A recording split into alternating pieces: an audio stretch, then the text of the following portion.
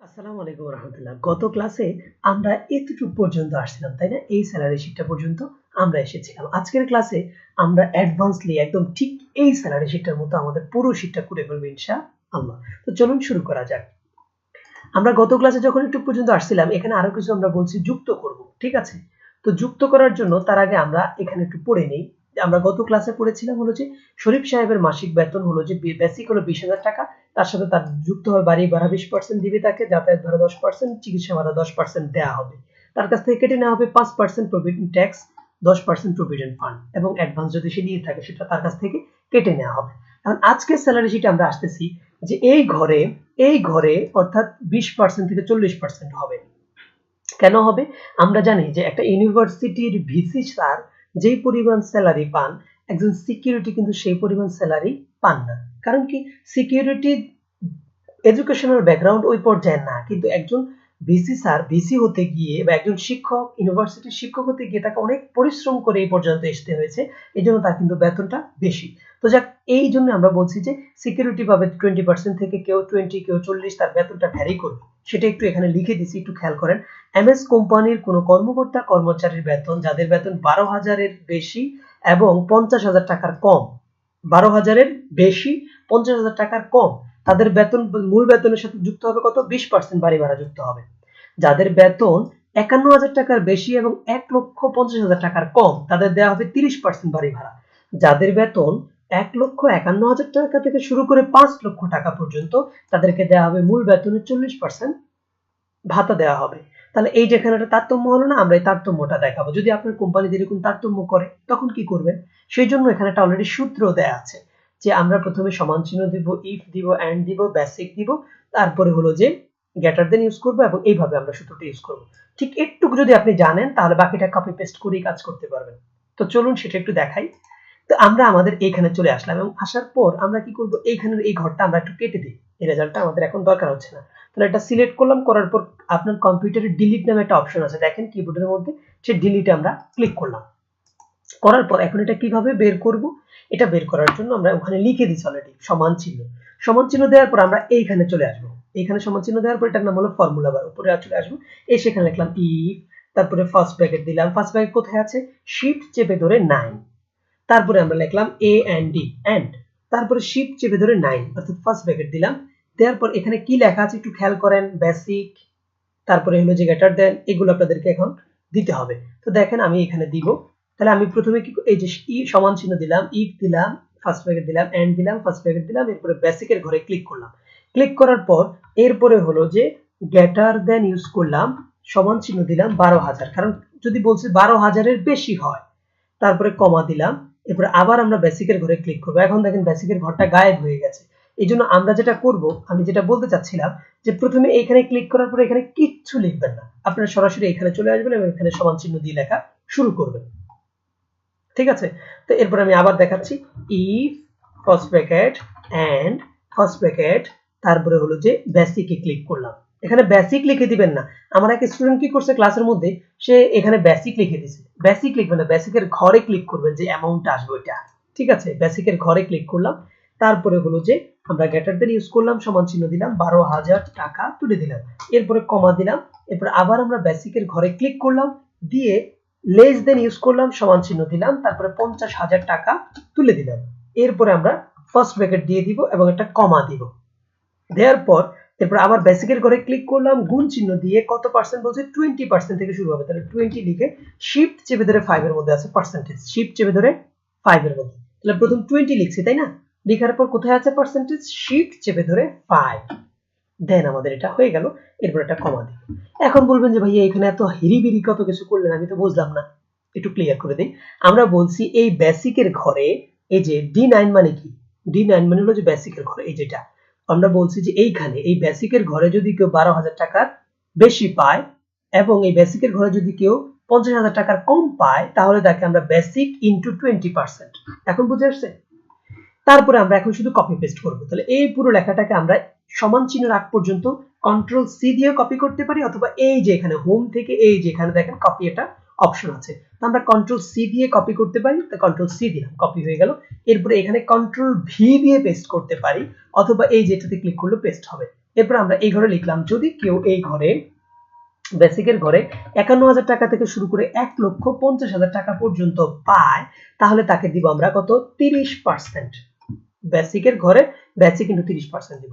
এরপর আমরা আবার লিখলাম যে কন্ট্রোল ভি দিয়ে পেস্ট করে লিখলাম এই ঘরে যদি কেউ ১,৫১,০০০ টাকা থেকে শুরু করে ১,৫১,০০০ টাকা থেকে শুরু করে যদি সে ৫ লক্ষ টাকা পর্যন্ত পায়, তাহলে আমরা তাকে দিব ৪০%। ৪০% লিখে দিলাম। শেষে যে কমাটা আছে, কমাটা উঠিয়ে দিয়ে একবার এন্টার দিলেন, ইয়েস চিহ্ন আসবে, আরেকবার এন্টার দিলে রেজাল্ট বের হয়ে যাবে। দেখেন এখন তার বাড়ি ভাড়া চলে আসছে এবং এইখানে আমাদের একটা সূত্র দেখাচ্ছে। এখন যদি আমরা ধরে এইভাবে টান দেই, একটা রেজাল্ট চলে আসছে। এখন এই ঘরগুলোতে ফলস চলে আসছে, ঠিক আছে? এই ঘরগুলোতে ফলস চলে আসছে। ফলস আসার কারণ কি জানেন? এখন যদি আপনি ধরেন যে আমি এই ঘরগুলো একটু কেটে দিই, তাহলে আপনাদের সহজে বোঝাতে পারবো। এই ঘরগুলো ফলস চলে আসছে। এখন এই ঘরে যদি আমি ১১,০০০ টাকা দিই, ১১,০০০ টাকা, এখন বাইরে ক্লিক করেন, ফলস কিন্তু যাচ্ছে না। যখনই আমি এই ঘরে ২২,০০০ টাকা দিলাম বা ২০,০০০ টাকা দিলাম, বাইরে ক্লিক করার সাথে সাথে একটা অ্যামাউন্ট চলে আসছে। কারণ আমাদের সূত্রই শুরু হয়েছে, এখানে সূত্রই শুরু হয়েছে ১২,০০০ টাকার উপরে, ৫০,০০০ টাকা নিচে। যখনই আপনি এখানে ১২ দিবেন, তাও দেখেন একটা রেজাল্ট চলে আসবে। বাইরে ক্লিক করেন, রেজাল্ট আসছে। কিন্তু যখনই আপনি ১১,৫০০ টাকা দিবেন, তখনও কিন্তু রেজাল্ট আসবে না। ওকে, তাহলে আমি আশা করি একটু পর্যন্ত আপনারা বুঝতে পারছেন। অর্থাৎ এই যে যদি হাউস রেন্টের মধ্যে ভিন্নতা আনতে চায় কোনো কোম্পানি, তাহলে আপনারা এটা বের করতে পারবেন। ক্লিয়ার বিষয়টা? ওকে, তারপরে আমরা পরবর্তী ঘর ওভারটাইম সম্পর্কে এখন আপনাদেরকে দেখাবো। ওভারটাইমটা আমরা বের করব।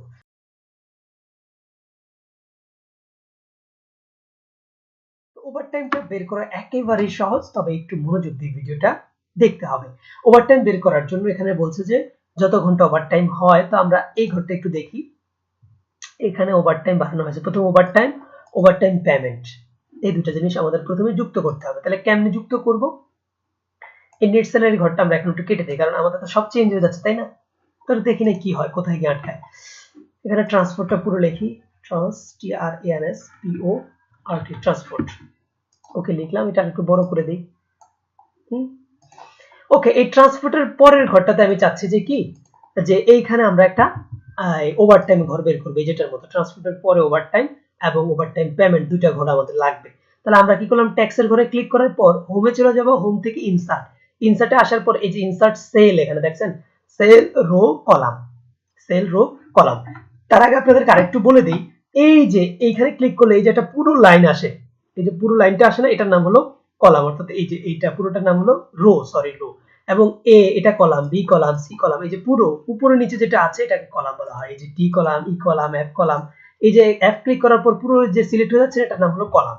আর যখন আমরা দেখেন এই যে 11, 12 এগুলোতে ক্লিক করি, তখন এই যে এইভাবে লম্বালম্বি সোজা হয় না, এই যেটার নাম হলো রো। আর এক একটা ঘরকে বলা হয় সেল। তো যাক, এগুলো ভাই জানার দরকার নেই। আপনি যেটা আজকে মূল উদ্দেশ্য সেটা আমরা বলি। সেটা হলো যে এই যে এখানে যখন আমি ট্যাক্সে ক্লিক করলাম, ক্লিক করার পর আমি চলে যাব হোম থেকে ইনসার্ট থেকে এখন আমার একটা কলাম বের করা দরকার, ইনসার্ট শীট কলাম। এখানে ক্লিক করার সাথে সাথে একটা কলাম চলে আসছে, দেখছেন? আমার আরেকটা কলাম দরকার, তাহলে ইনসার্ট শীট কলাম, দুইটা চলে আসলো। প্রথমটা ঘরে আমি কি লিখতে হবে? প্রথম ঘরে লিখতে হবে ওভারটাইম আওয়ার। তাহলে আমি লিখে ফেলি ওভারটাইম আওয়ার। এরপরে হলো যে তাহলে একটা ঘর আমার লেখা হয়ে গেল। পরের ঘরে আসি, ওভার টাইম আওয়ার পেমেন্ট, ঠিক আছে, পে। তাহলে প্রথম ঘরে লিখলাম ওভারটাইম আওয়ার, দ্বিতীয় ঘরে লিখলাম কি, ওভারটাইম পেমেন্ট। এখন ওভারটাইম পেমেন্টটা কিভাবে করতে হবে আমরা সেটা একটু দেখার দরকার না? ওভারটাইমের ঘরে, আওয়ারের ঘরে আমরা লিখবো 32 ঘন্টা, তো যত ঘন্টা হয়, তাহলে আমরা এটা লিখে নিলাম এখানে 32 ঘন্টা, অর্থাৎ যত ঘন্টা হয় আর কি আপনি ওভারটাইম করছেন সেটা। ওভারটাইম পেমেন্টটা গার্মেন্টসের স্বাভাবিক যেটা হয় সেটা হলো যে নির্দিষ্ট টাকা ধরে তারপর এটা দেয়া হয়, ঠিক আছে, টিকে টাকা। এখন বলবেন যে ভাই 80 টাকা লিখলেন, পার্সেন্টেজ আসছে কেন? আপনি হোমে যাবেন, হোম থেকে এই যে পার্সেন্টেজ, এখানে গিয়ে আপনি পার্সেন্টেজ নাম্বার এটা চেঞ্জ করে দিতে পারবেন। হোম গেলেন, এই যে এখানে ক্লিক করার পর হোমে যাবেন, হোম থেকে পার্সেন্টেজ না দিয়ে আপনি এখানে জেনারেল নাম্বার দেন, ঠিক আছে, জেনারেল দেন, অথবা এখান থেকে নাম্বার দেন। নাম্বার দেওয়ার পর এখন 80 টাকা লিখে দেন, 80 টিকে। এখন দেখেন আর পার্সেন্টেজ কি আছে? নাই। তো যাক, আমরা যদি 80 টাকা করে একটা নির্দিষ্ট বেতন হয় তাহলে কিভাবে বের করব? এটা এখানে অলরেডি দেয়া আছে। প্রথমে আমরা দুইটা সিস্টেম আপনাদের ওভারটাইম দেখাবো। একটা হলো যে নির্দিষ্ট বেতন 50 টাকা আকারে যদি ধরা হয় তখন এইভাবে, আর যখন অন্যরকম বেসিক আকারে হয় তখন সেভাবে। তাহলে ওভারটাইম ইনটু 50% বা 80 টাকা, এখানে আমরা 80 আনছি না, 80 টাকা, তাহলে ওভারটাইম ইনটু 80। তাহলে আমি কি করব, প্রথমে সমান চিহ্ন দিলাম, ওভারটাইমে ক্লিক করলাম, গুণ চিহ্ন দিলাম, তারপরে 80 লিখে দিলাম। তাহলে আবার বললাম ইনটু, সমান চিহ্ন দিলাম, আমি আবার দেখাই, প্রথমে সমান চিহ্ন দিলাম, ওভারটাইমে ক্লিক করলাম, গুণ চিহ্ন দিলাম, এরপরে 80 লিখে দিলাম, দিয়ে এবার যখন এন্টার চাপবো তখন তার একটা ওভারটাইম চলে আসছে। এখন যদি এইভাবে ধরে আপনি টান দেন তাহলে অটোমেটিক বাকিগুলো শূন্য আসবে। আপনি যদি দেন এখানে কেউ 10 ঘন্টা করছে তাহলে অটোমেটিক এখানে একটা রেজাল্ট চলে আসছে। এখানে যদি দেন কাউকে যে 15 ঘন্টা করছে, বাইরে ক্লিক করেন, অটোমেটিক একটা রেজাল্ট চলে আসছে। আমি কি ওভারটাইমটা বুঝাতে পারছি? এখন আমরা আরেকটা ওভারটাইম সিস্টেম দেখাবো আপনাদেরকে, এটা অ্যাডভান্স লেভেলের, সেগুলো বেসিক দিয়ে। সমান চিহ্ন বেসিক ইনটু ভাগ 26, কারণ আমাদের কর্মদিবস কয়দিন? 26 দিন। কর্মদিবস কয়দিন? 26 দিন। তাহলে এই 26 দিলাম, তারপরে দিনে কয় ঘন্টা কাজ করতে? 8 ঘন্টা। এইভাবে আপনারা করে নেবেন, অর্থাৎ এক মাসের মধ্যে 26 দিয়ে ভাগ করব, অর্থাৎ দিনে প্রকাশ করব এটাকে, তারপরে ঘন্টায় প্রকাশ করব, তারপরে রেজাল্টটা বের করব।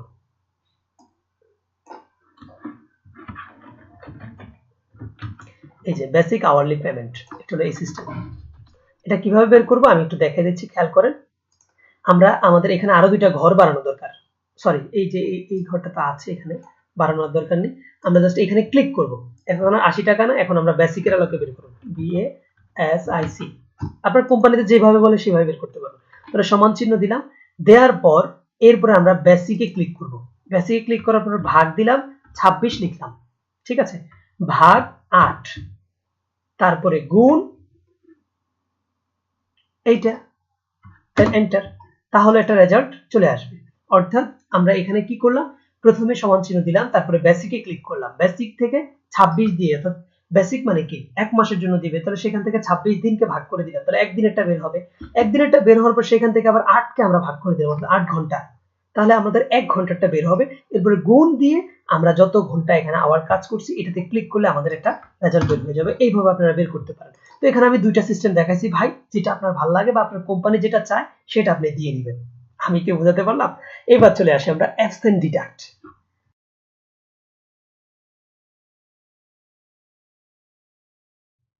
সবাই তো প্রতিদিন আসতে পারে না, মাঝে মাঝে আমাদের কিছু কর্মদিবস ছুটি নিতে হয়, অথবা অনেক কোম্পানিতে এমন আছে যে আজকে ছুটি নিয়েছেন তো ওই দিনের টাকাটা কেটে নেয়।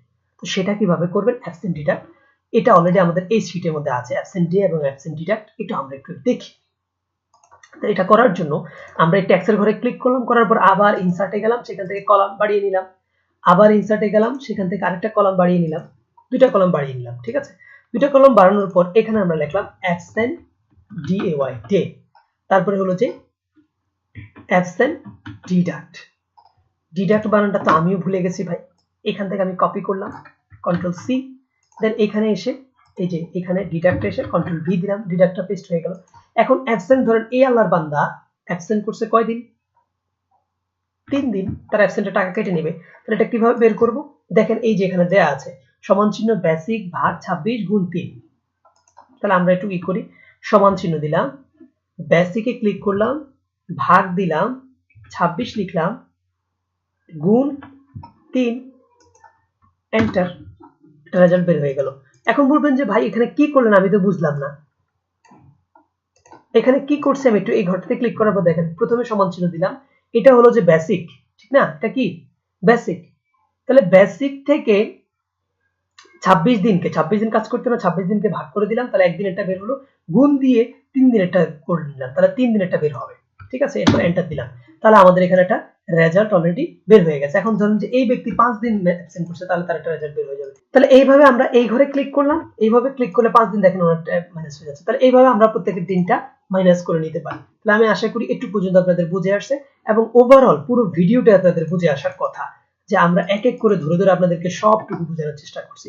এখন এই ঘরটাতে আমাদের আরো কিছু মানে সৌন্দর্য বর্ধন আছে, আমরা সেগুলো একটু আপনাদেরকে দেখাই দিই, তাহলে মজা পাবেন বেশি করে। তাহলে আমি কি করলাম, যেটুকু পর্যন্ত লাগবে না একটু আমি ডিলিট করে দিই, হ্যাঁ, লেখাটা সিলেক্ট করলাম, ডিলিট দিলাম, চলে গেছে।